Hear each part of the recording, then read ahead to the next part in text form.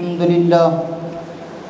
لله كفى وسلام على عباده الذين اصطفى أما بعد قال الله تبارك وتعالى في كلامه المجيد والفرقان الحميد بعد أعوذ بالله من الشيطان الرجيم بسم الله الرحمن الرحيم رب هب لي من الصالحين فبشرناه بغلام حليم فلما بلغ معه السعي قال يا بني إني أرى في المنام أني أذبحك فانظر ماذا ترى قال يا أبت افعل ما تؤمر ستجدني إن شاء الله من الصابرين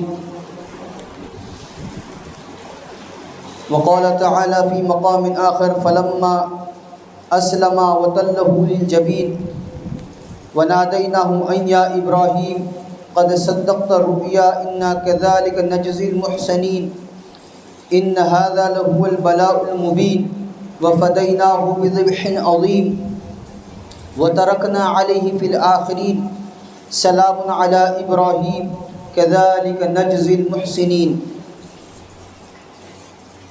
وقد ورد في الخبر عن النبي الصادق الأبر أنه قال أصحاب رسول الله صلى الله تعالى عليه وسلم ما هذه الأضاحي قال سنة أبيكم إبراهيم قال فما لنا فيها يا رسول الله قال بكل شعرة حسنة قال فما الصوف قال بكل شعرة من الصوف حسنة أو كما قال عليه الصلاة والسلام اللهم صل على سيدنا محمد وعلى آل سيدنا محمد بارك وسلم اللهم صل على سيدنا محمد وعلى آل سيدنا محمد بارك وسلم اللهم صل على سيدنا محمد وعلى آل سيدنا محمد بارك وسلم۔ تو اگر نواز دے تو تیرا کرم ہے ورنہ تیرے رحمتوں کا بدلہ میری بندگی نہیں ہے۔ معزز سامعین کرام ملت اسلامیہ کے عزیز نوجوانوں بزرگان ملت، آج کا یہ عید الاضحیٰ بقرعید کا دن اللہ تبارک و تعالیٰ نے اپنے فضل اپنے کرم سے ہمیں عنایت فرمایا ہے، اور ہر چیز کے دیے جانے کی وجہ ہوا کرتی ہے۔ کوئی بھی چیز کوئی بھی نعمت یوں ہی نہیں مل جایا کرتی، اس کا ایک پس منظر ہوتا ہے، ایک بیک گراؤنڈ ہوتا ہے، جس کی یاد دہانی میں جس کو یاد دلانے کے لیے اللہ تبارک و تعالیٰ ایسے مواقع فراہم فرماتے ہیں۔ یہ جو عید الاضحیٰ کا دن ہے، بقرعید کا دن ہے، یہ بھی ایک خلیل اللہ کی بے شمار قربانیاں اور آزمائشوں سے کامیابی کے ساتھ گزرنے کی یاد دہانی ہے۔ اللہ تبارک و تعالیٰ قرآن عظیم شان میں ارشاد فرماتے ہیں کہ ہم نے ابراہیم کو بہت ساری چیزوں میں آزمایا، پرکھا، جانچا، اور وہ اس میں کھرے اترے۔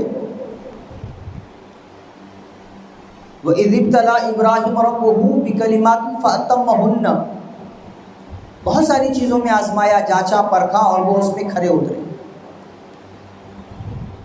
جس ماحول میں آپ کو پیدا کیا گیا وہ 100% بت پرستی والا ماحول تھا، کفر والا ماحول تھا۔ ایسے ماحول، ایسے لوگوں کے بیچ ابراہیم علیہ السلام پیدا کیے گئے۔ سب سے پہلی آزمائش تو یہ کہ تمام بت پرستوں کے بیچ حق کو تلاش کرنا، کفر کے بیچ اسلام کو تلاش کرنا، توحید کو تلاش کرنا، اللہ کی الوہیت کو تلاش کرنا، اللہ کی یکتائیت کو تلاش کرنا۔ اور اس تلاش کو ہم نے دیکھا قرآن عظیم الشان کی روشنی میں، آیت کی روشنی میں، کہ ستاروں پر نظر پڑی، فرمایا ھذا ربی، یہ میرا پالنہار ہے۔ وہ غروب ہو گئے، ڈوب گئے۔ تو چاند پر نظر پڑی، کہا ھذا ربی، یہ میرا پالنہار ہے۔ جب وہ بھی چلا گیا تو دن کا سورج اپنے آب و تاب کے ساتھ نکلا ہوا ہے، تو فرمایا ھذا ربی ھذا اکبر، یہ بہت بڑا معلوم ہوتا ہے، یہ ہو سکتا ہے میرا پالنہار۔ لیکن شام ہوتے ہوتے جیسے وہ بھی غروب ہو گیا تو اللہ تبارک و تعالیٰ نے دل میں الوہیت کی چنگاری سلگائی اور اعلان فرمایا ابراہیم علیہ السلام نے کہ انی وجہت وجہی للذی فطر السماوات والارض، کہ میں نے اپنے رخ کو، اپنی توجہ کو، اپنی ذات کو موڑ لیا اس خدا وحدہ لا شریک لہ کی طرف جس نے آسمان اور زمین اور ساری چیزوں کو پیدا کیا ہے۔ اب جب یہ الوہیت کی چنگاری، اللہ تبارک و تعالیٰ کی وحدانیت کی چنگاری دل میں سلگی تو ساری قوم باقی بن گئی، وقت کا بادشاہ، قوم، رشتہ دار، سارے لوگ آپ کے مخالف ہو گئے۔ یہ ایک آزمائش تھی کہ سارے مخالفت کے باوجود کھڑے رہنا، استقامت کے ساتھ، ڈگمگانا نہیں، یہ ایک آزمائش۔ ذرا سے حالات کیا آ گئے، ہم بکھر جاتے ہیں۔ ابراہیم علیہ السلام کی زندگی ہمیں بتاتی ہے کہ کیسے استقامت کے ساتھ رہنا ہے، ڈٹے رہنا ہے، اور جب اللہ پر توکل ہوتا ہے، اللہ پر بھروسہ ہوتا ہے تو پھر جان لینے والی چیزوں میں جان دی جاتی ہے۔ جو اسباب ہیں ختم کرنے کے، آدمی کو ختم کرنے کے جو اسباب ہیں، ان اسباب میں اللہ حیات، زندگی ڈالتے ہیں۔ ہوا، صرف کہنے سننے کی بات نہیں، ہوا۔ جب مخالف ہو گئے اور ابراہیم علیہ السلام اپنی چیزوں پر ڈٹے رہے، استقامت کے ساتھ رہے، تو پھر یہ ہوا کہ پوری قوم نے، بادشاہ نے مل کر آگ کے حوالے کر دیا۔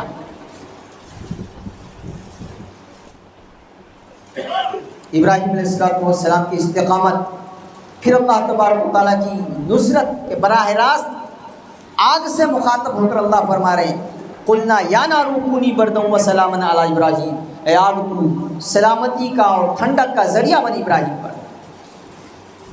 جو آگ جلانے کا کام کرتی تھی وہ گلزار بن گئی، باغیچہ بن گئی۔ کسی موقع پر ابراہیم علیہ السلام سے کسی نے پوچھا آپ کی زندگی کا سب سے حسین خوبصورت دن کون سا ہے جسے آپ کبھی نہیں بھول سکتے؟ فرمایا وہ دن جس دن مجھے آگ میں ڈالا گیا تھا، کہ وہ جو منظر تھا وہ منظر میں نے اپنی زندگی میں پھر دوبارہ نہیں دیکھا، جو اللہ نے اپنے قدرت سے کیا، باغیچہ بنا دیا اس کو۔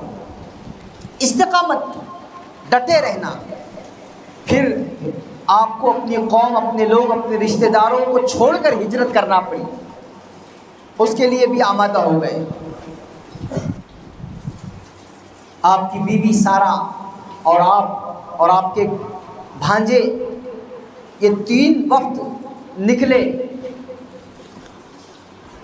اپنے علاقے، اپنے ملک سے اللہ کے حکم پر۔ پھر وہ بادشاہ کے ساتھ ایک اور آزمائش، اور اس آزمائش پر کھڑے اترنے پر اس نے ایک اپنی باندی گفٹ کی حضرت سارہ کو، اور انہوں نے ہدیہ کیا ابراہیم علیہ السلام کو، اس کو آزاد کر کے ان سے نکاح کیا ابراہیم علیہ السلام نے حضرت ہاجرہ سے۔ 90 سال کی عمر تک ایک بھی اولاد نہیں، اور ایسی عمر میں آدمی امید چھوڑ بیٹھتا ہے، لیکن ابراہیم علیہ السلام کا ایمان، آپ کا توکل اتنا اعلیٰ درجے پر تھا کہ ایسی عمر میں بھی آپ دعا کر رہے ہیں ربی حبلی من الصالحین، کہ اللہ مجھے میری ذریت میں، میری نسل میں صالحین پیدا فرما۔ 90 سال کی عمر میں جب عام طور پر امیدیں بھی ختم ہو جاتی ہے، آپ نے امید رکھی، اللہ پر توکل رکھا اور دعا کی۔ پھر اللہ فرمانے فبشرناہ بغلام حلیم، بردبار بچے کی ہم نے خوشخبری دی، ایک بردبار بچہ آپ کے یہاں ہوگا، بیٹا ہوا حضرت اسماعیل علیہ السلام۔ اور پھر جب وہ بچہ تھوڑا سا بڑا ہوا کہ وہ رینگنے جیسی کیفیت میں آ گیا، پھر ایک اور آزمائش کہ اپنی بیوی کو، اپنے بچے کو وہاں چھوڑو جہاں ہمارا حکم ہے۔ چلتے رہے، لقودق میدان، نہ چرند نہ پرند نہ کچھ بھی نہیں، کوئی پانی کا انتظام نہیں، کوئی کھانے کا انتظام نہیں، ایسے جگہ پر لے جا کر ٹھہرایا۔ اللہ کے حکم پر۔ پھر جانے لگے۔ حضرت حاجرہ نے معلوم کیا کہ کس کے حوالے چھوڑ کر جا رہے ہو؟ کہا اللہ کا حکم ہے۔ جیسے ہی سنا اللہ کا حکم ہے، فرمایا جائیے۔ جس اللہ نے آپ کو ایسے سنگین حالات میں کہ جہاں زندگی کی کوئی بظاہر نشانی اور علامتیں نہیں تھی وہاں زندہ رکھا، وہاں آپ کی حفاظت کی، اللہ ہماری بھی حفاظت کرے گا اور ہمارا بھی مددگار ہوگا۔ رخصت کیا۔ مڑ مڑ کر دیکھ رہے ہیں پیچھے اپنے بیٹے کو، اپنی اہلیہ کو، آنکھوں سے اوجھل ہونے تک دیکھتے رہے، پھر چلے گئے۔ ایک عرصے کے بعد وہی ابراہیم علیہ السلام ایک اور آزمائش میں آزمائے گئے۔ فلما بلغ معه السعی، آپ کے ساتھ کوشش کرنے کی قابلیت میں آ گئے اسماعیل، تھوڑے سے بڑے ہو گئے، تو ابراہیم علیہ السلام خواب دیکھ رہے ہیں کہ وہ اپنی سب سے زیادہ عزیز ترین چیز کو اللہ کے لیے قربان کر رہے ہیں۔ سوچا کیا ہو سکتی ہے چیز جو سب سے عزیز ہے؟ آدمی کی نگاہ میں سب سے عزیز اس کا مال ہوتا ہے، 100 اونٹ قربان کر دیے۔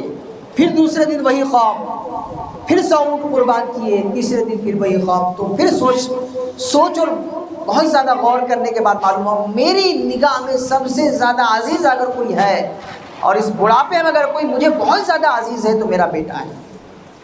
یہ آشکارا ہوا کہ اپنے بیٹے کی قربانی دے رہے ہیں۔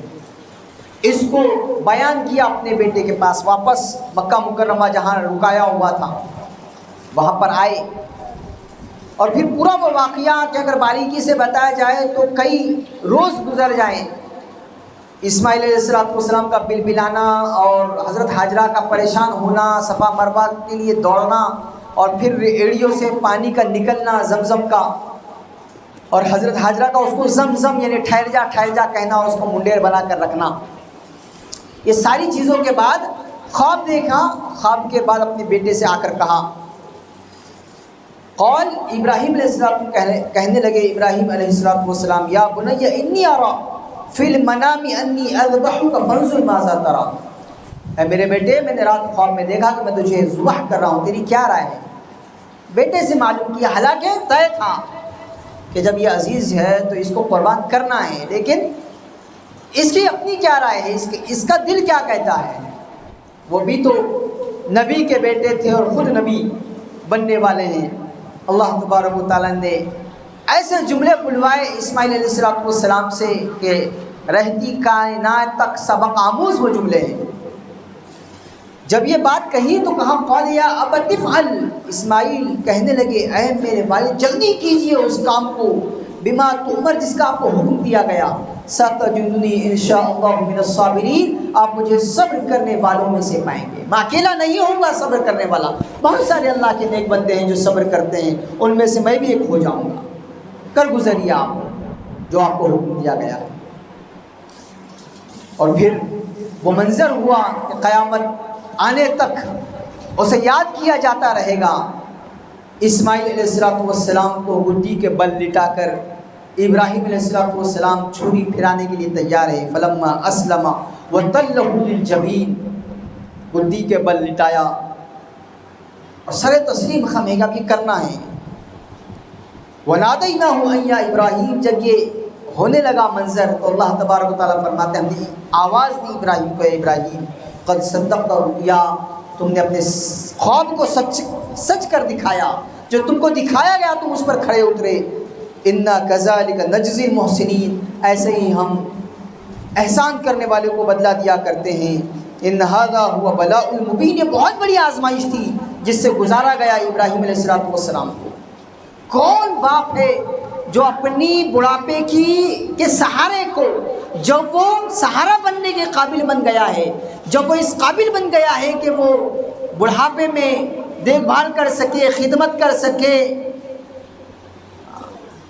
کون باپ ہوگا جو اس کے لیے تیار ہو جائے؟ لیکن ابراہیم علیہ السلام تیار ہوئے، اور جس کو خود اللہ فرما رہے کہ بہت بڑی آزمائش تھی جس سے آزمایا گیا ابراہیم کو، وہ فدیناہ بذبح عظیم، اور ہم نے اس مینڈے کو ان کے جگہ پر ایک عظیم قربانی بنا دیا۔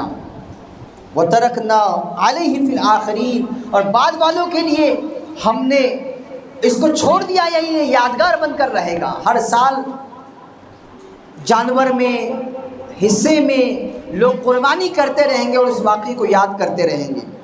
سلام علی ابراہیم، ابراہیم پر سلامتی ہو، کذالک نجزی المحسنین، ایسے ہی ہم احسان کرنے والے کو بدلہ دیا کرتے ہیں۔ تو یہ جو ابراہیم علیہ السلام آزمائے گئے اور آزمائش میں کھڑے اترتے گئے اور یہ زبان حال سے کہتے گئے، آرزوئے خون ہو یا حسرت پامال ہو، اب تو اس دل کو تیرے قابل بنانا ہے مجھے۔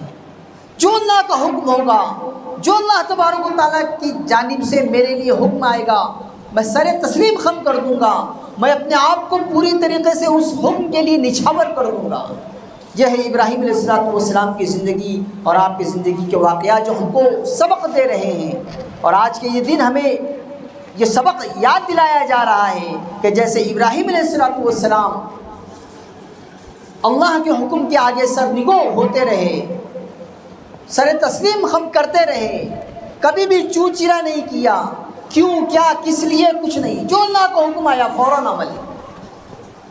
اور اسی کو یاد دلانے کے لیے یہ دن دیا گیا ہے، عید الاضحیٰ بقرعید کا یہ دن دیا گیا ہے۔ ورنہ یہ جو ہوا کھڑا کیا گیا ہے کہ معصوم جانور، مکہ جانور، اس کو تم کاٹتے ہو اور اس کو تم کو ذبح کر کے کاٹ کے کیا ملتا ہے، یہ عبرت، یہ سبق کہ ایک جانور کو ہم محبت سے پالتے ہیں، اس سے دل لگاتے ہیں، اتنا زیادہ اس کو پیار کرتے ہیں کہ وہ جانور ہماری بولی سمجھنے لگتا ہے۔ آواز دے دیا بھاگتا ہوا آیا، آواز دے دیا بیٹھ گیا، آواز دے دیا اس نے اپنے آپ کو لٹا دیا، آواز دے دیا اس نے اپنی گردن کو اوپر اٹھا دیا۔ ایسے ہم نے جانور دیکھے ہیں کہ پالا جانور کو پال پوس کر اس قابل کیا کہ آواز دی، وہ بھاگتا ہوا آیا اپنے مالک کے پاس اور اس سے کہا کہ بیٹھ جا، وہ بیٹھ گیا، اس کو کہا لیٹ گیا، گردن اوپر کر، اس نے گردن اوپر کر لی، چھری پھرا رہے ہیں، اس سے خون نکل رہا ہے اور وہ ہاتھ پیر مار رہا ہے، اس کو سہلاتے ہوئے کہہ رہے نہیں خاموش خاموش، وہ اپنے آپ کو خاموش کر رہا ہے۔ اتنا فرما بردار جانور، ذرا سوچئے، تصور کیجئے کہ جب ایسی پوزیشن میں لا کر آپ جانور ذبح کریں گے تو کیا فیلنگز بنے گی، کیا تمنائیں ہوں گی، کیا وہ جذبات ہوں گے جس کے ساتھ قربانی کی جائے گی۔ اسی کو اللہ تبارک و تعالیٰ قرآن عظیم الشان میں ارشاد فرما رہے ہیں، لَن يَنَالَ اللَّهَ لُحُومُهَا وَلَا دِمَاؤُهَا وَلَكِنْ يَنَالُهُ التَّقْوَىٰ مِنكُمْ۔ نہ تمہارے جانور کا خون اللہ کے پاس جاتا ہے، نہ اس کا گوشت پہنچتا ہے اللہ کے پاس، اور تمہارا تقویٰ، تمہاری فیلنگز، تمہارے جذبات پہنچتے ہیں۔ اپنے مانوس چہیتے جانور کو اللہ کے لیے قربان کر کے ہم یہ زبان حال سے بتاتے ہیں کہ اے اللہ، آج اس دل لگائے ہوئے جانور کو ہم تیرے حکم پر ذبح کر رہے ہیں، کل ایسے موقع آئیں گے کہ تیرا حکم آئے گا، ہماری خواہشات آئے گی، تیرا حکم آئے گا، ہماری تمنائیں آئے گی، تیرا حکم آئے گا، دنیا کی رسم و رواج والی چیزیں آئیں گی، ساری کی ساری چیزیں قربان کر دی جائے گی۔ اور یہ صرف کہنے سننے کے لیے نہیں ہے، پریکٹیکل عمل میں لانے کے لیے۔ اسی کو فرمایا کہ اتنی بڑی قربانیاں، اتنی بڑی آزمائشیں ابراہیم علیہ السلام نے دی اور وہ کھڑے اترے، کامیاب ہوئے، انہوں نے اپنے بیٹے تک کی قربانی پیش کرنے کے لیے اپنے آپ کو تیار کر دیا۔ اور ہمارا حال یہ ہے کہ ہم نیند قربان کرنے تیار نہیں فجر کی نماز کے لیے۔ یہ بتانے کے لیے یہ دن دیا گیا ہے کہ ابراہیم علیہ السلام جیسے تمہیں اسوہ اختیار کرنا ہے۔ قرآن عظیم الشان میں اس کو کہا گیا ہے کہ تمہارے لیے ابراہیم کی زندگی میں ایک نمونہ ہے، ان کی زندگی کو دیکھو، کیسے کیسے آزمائشوں سے وہ کھڑے اترے، ویسے تم کو اترنا ہے کہ جب بھی اللہ کا کوئی حکم آئے اللہ کے حکم پر عمل پیرا ہونا ہے اور اپنی ساری خواہشات کو، تمناؤں کو ایک طرف رکھنا ہے۔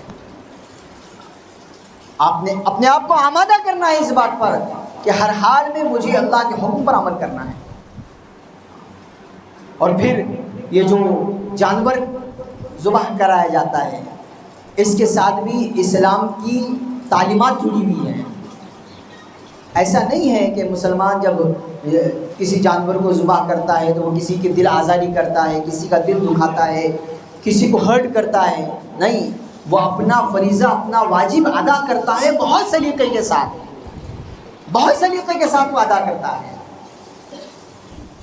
وہ شہرت نہیں کرتا، وہ چرچا نہیں کرتا، وہ لوگوں کو دکھاتا نہیں پھرتا کہ دیکھو میں نے کیسا بھاری بھرکم جانور خریدا ہے، دکھاوا نہیں کرے گا، خاموشی سے اخلاص کے ساتھ وہ اپنی قربانی کرے گا۔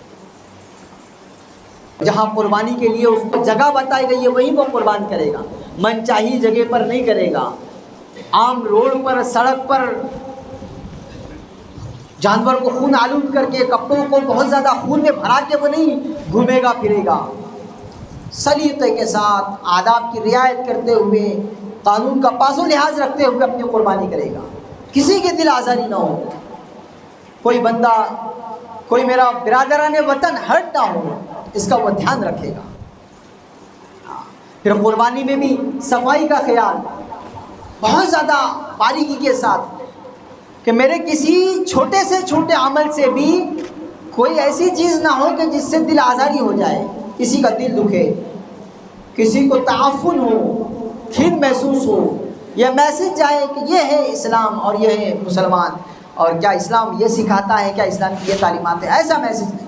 میسج تو یہ جانا چاہیے کہ کتنا زیادہ پاکیزہ، صاف ستھرا، مہذب مذہب ہے، کہ یہ اپنا وجوب ادا کرتے ہیں، واجب ادا کرتے ہیں، اپنے ذمے کا فرض ادا کرتے ہیں، لیکن اتنی زیادہ صفائی کے ساتھ، اتنی زیادہ کلینک کے ساتھ کہ بالکل کسی کو احساس تک نہیں ہوتا کہ یہ کیا کر رہے ہیں۔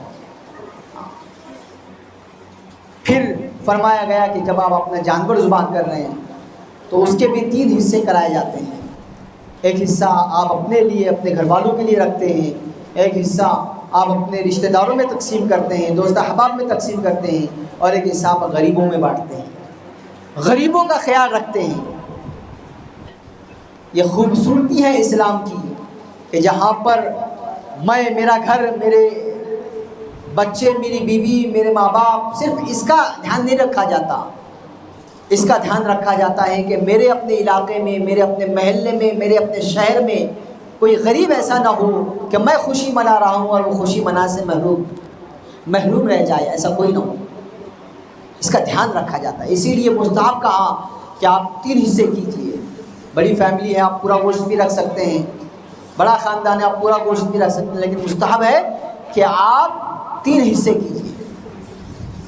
اس میں بھی آپ یہ سن کر اور زیادہ آپ کو حیرت ہوگی کہ جس جگہ پر ہم رہ رہے ہیں، جس ملک میں ہم اپنی زندگی بسر کر رہے ہیں، آزادانہ زندگی بسر کر رہے ہیں، یہاں پر ہمیں ایسے مسائل سے بھی دوچار ہونا پڑتا ہے کہ جس میں برادران وطن کا بھی خیال رکھنے کا کہا گیا۔ قربانی کا گوشت ہے، اللہ کے لیے ذبح کیا ہوا جانور ہے، اپنا وجوب آپ نے پورا کیا ہے، اپنے ذمے کا واجب آپ نے ادا کیا ہے، لیکن وہ گوشت آپ اپنے غیر مسلم بھائی کو بھی دے سکتے ہیں۔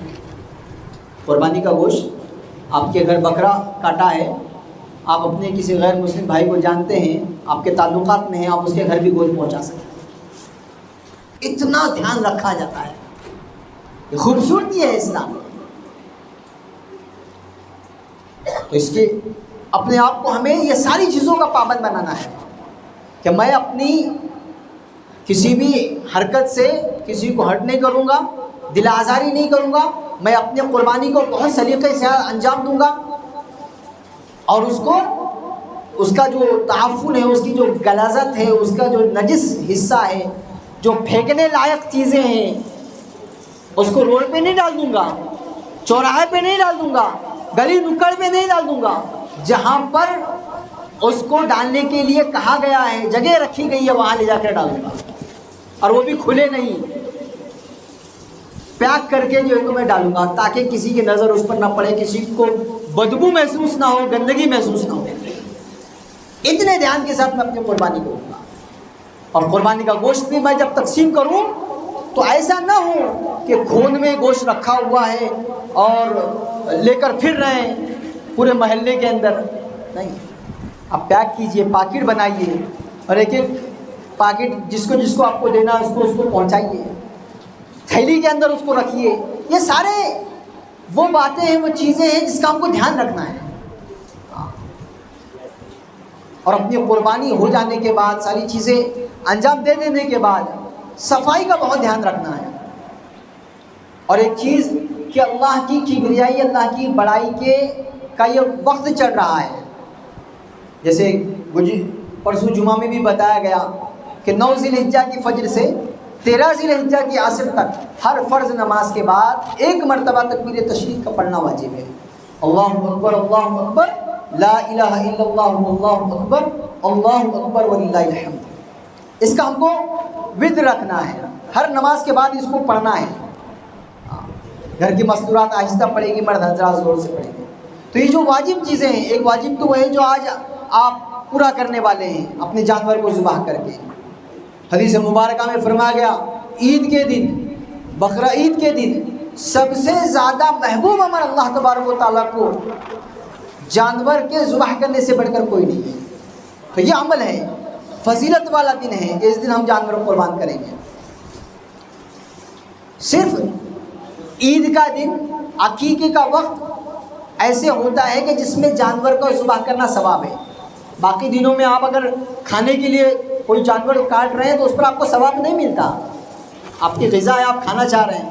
لیکن آج اگر آپ ذبح کریں گے تو آپ کو ثواب ملے گا. کیا ثواب ملے گا؟ تو فرمایا قال اصحاب رسول اللہ صلی اللہ تعالیٰ علیہ وسلم، اللہ کے نبی صلی اللہ تعالیٰ علیہ وسلم کے صحابہ نے اللہ کے نبی صلی اللہ تعالیٰ علیہ وسلم سے دریافت کیا ما هذه الاضاحی، یہ قربانی کیا ہے اللہ کے نبی صلی اللہ تعالیٰ علیہ وسلم؟ فرمایا سنت ابیکم ابراہیم، تمہارے مورث اعلیٰ سیدنا ابراہیم علیہ السلام کی سنت ہے. فما لنا فیہا یا رسول اللہ، ہمارے لیے اس میں کیا ہے، ہم کو کیا ملے گا؟ فرمایا لکل شعرۃ حسنہ، ہر بال کے بدلے ایک نیکی ملے گی. آپ کے جانور کے اندر جتنے بال ہوں گے ہر بال کے بدلے ایک نیکی ملے گی. دیکھیے صحابہ اکرام کا شوق دیکھیے. فرمایا فمسوا، وہ اون کا کیا، مینڈا ہوتا ہے، دمبا ہوتا ہے، اس میں اون ہوتا ہے، اون کا کیا ہوگا؟ فرمایا لکل شعرۃ من الصوف حسنہ، اون کے ہر پروے کے بدلے ایک ایک نیکی ملے گی. جو اون کا ایک ایک پروا ہوتا ہے، ایک ایک پروے کے بدلے ایک ایک نیکی ملے گی. اتنی نیکی آپ کو ملنے والی ہے. جانور کا خون زمین پہ گرنے سے پہلے اللہ اس کو قبول کر لیتے ہیں. پہلے یہ ہوتا تھا کہ جانور جب ذبح کیے جاتے تھے تو ایک آگ آتی تھی، وہ اس کو کھا جاتی تھی. ہو گئی قبول ہو گئی قربانی.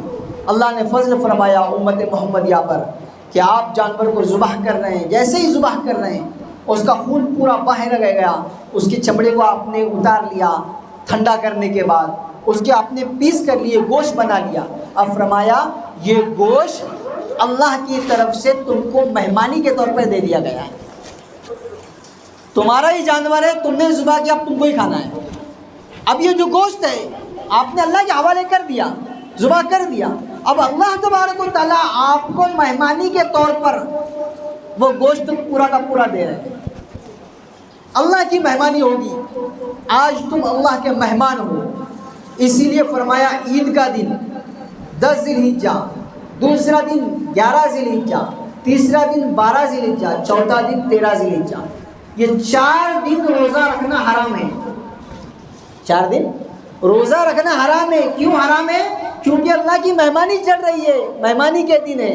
بقرہ دن بھر میں ختم نہیں ہونے والا، کم سے کم 3-4 دن تو لگیں گے. تو فرمایا اللہ کی مہمانی ہے، تم اللہ کے مہمان ہو، اتنے دن تک تم کھاتے رہو. اسی لیے روزے کو حرام کر دیا. یہ اللہ کی مہمانی، اللہ نے اکرام فرمایا، مہمانی فرمائی. یہ ساری چیزوں کا دھیان رکھتے ہوئے ہمیں اپنی قربانی کو انجام دینا ہے اور اللہ تبارک و تعالیٰ سے یہ دعا کرنی ہے کہ جیسے ابراہیم علیہ السلام کی قربانی، جیسے سیدنا محمد رسول اللہ صلی اللہ تعالیٰ علیہ وسلم کی قربانی قبول ہوئی، میری بھی قربانی کو آپ قبول کیجیے. بسم اللہ اللہ اکبر، یہ مین جملہ ہے. اس کے بغیر آپ کا جانور حلال نہیں ہوتا. جیسے ہی آپ جانور کو ذبح کرنے کے لیے لٹائیں گے، اس کے اوپر آپ چھری پھرائیں گے، بسم اللہ اللہ اکبر کہتے ہوئے چھری پھرائیں گے. یہ کہنا ضروری ہے. ایک بندے نے یہ کہا ہی نہیں تو فرمایا اس کا وہ جانور ذبح ہونے کے بعد بھی حلال نہیں ہوا. یہ کہنا ضروری ہے اللہ کے نام پر.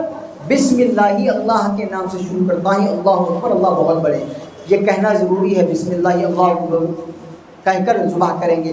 اور ذبح کرنے کے بعد جانور کو اتنی دیر کم از کم رکھیں گے کہ تھوڑا سا ٹھنڈا ہو جائے، بہت دیر بھی نہیں کہ زیادہ ٹھنڈا ہو کر چمڑا اتنا سکڑ جائے کہ اب نکل ہی نہیں رہا، ایسا بھی نہیں ہوگا۔ اور یہ جو ایک بات کو ختم کرنے سے پہلے ایک ہلکا سا عمل کہ جس پہ ہم عمل کرتے ہیں جو کرنا نہیں چاہیے، جانور کو ذبح کرانے کے لیے لے جا رہے ہیں، اب اس کو ذبح کرانے کے لیے لٹانا ہے اور زبردستی اس کا منہ آپ پانی میں گھسیڑ رہے ہیں، پلاؤ پانی پلاؤ، لٹائے ہوئے ہیں، چار چھ لوگ پکڑے ہوئے ہیں اور اس کا منہ کھول کے اس میں اونڈیڑ رہے ہیں پانی۔ کیا ہو رہا ہے؟ پہلے سے اس کو سیر ہو کر پلائیے، پانی پینے دیجیے جتنا پیتا ہے، اب جب پی چکا نہیں پینے کی اس کی حاجت ہے، کوئی ضرورت نہیں کہ پانی ڈال کے ہی ذبح کرنا ہے، اس کے منہ میں پانی ڈال کے ہی ذبح کرنا ضروری نہیں ہے، پلائیے پہلے سے اس کو پانی، جب پی چکے پھر لیٹا کر اطمینان سے اس کو ذبح کرنا ہے۔ کسی جانور کے ذبح کرتے ہوئے دوسرے جانور کو سامنے کھڑے نہیں کرنا ہے۔ جیسے آپ کسی پر ظلم ہوتا ہوا یا کوئی بھی کام ہوتا ہوا دیکھ نہیں سکتے، ویسے دوسرا بھی تو جانور ہے، وہ اپنی باری کا کیسے انتظار کرے کہ مجھے بھی تو ذبح ہونا ہے؟ کوشش اس کو پہلے ذبح کر دو، وہ جب لٹک جائے تو پھر اس دوسرے کو لے کر آؤ۔ یہ سارے کام ہیں کرنے کے۔ اللہ تبارک و تعالیٰ عمل کی توفیق عطا فرمائے، اور پوری دنیا میں جتنے بھی احباب قربانی کر رہے ہیں اللہ تبارک و تعالیٰ سب کی قربانیوں کو شرف قبولیت عطا فرمائے۔ ہمارے اس ملک میں اللہ تبارک و تعالیٰ امن و امان پیدا فرمائے، امن و شانتی کا گہوارہ ہمارے اس ملک کو اللہ تبارک و تعالیٰ بنائے۔ وآخر دعوانا الحمدللہ رب العالمین، والصلاة والسلام علی سید الانبیاء والمرسلین صلی اللہ تعالی علیہ وسلم۔